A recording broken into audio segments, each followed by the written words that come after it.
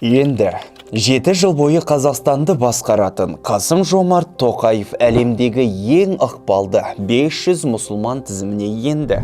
Осы мазмұнмен желіде және медиада біраз материал жарияланды. Каналға тіркеліп, видеоны бөлісіңіздер. Желіде тараған ақпаратты қаншалықты рас екенін бірге тексерейік.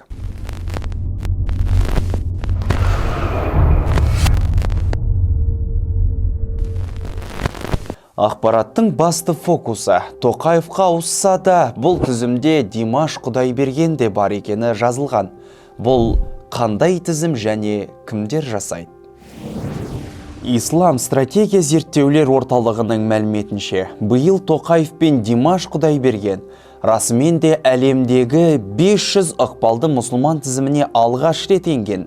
Рейтинг 2009 жылдан бері жасалып келеді. Бірақ мұнда ескеретін бір жайт бар. Бұл тек бір орталықтың көрсеткіші, яғни ресми не нақты бір мәлімдемені білдірмейді. Тоқаевтан бөлек, тізімде Өзбекстан президенті Шавкат Мирзаев, Әзірбайжан президенті Ильхам Алиев, Шешенстан президенті Рамзан Кадыров пен Сирия президенті Башар Асадты енген.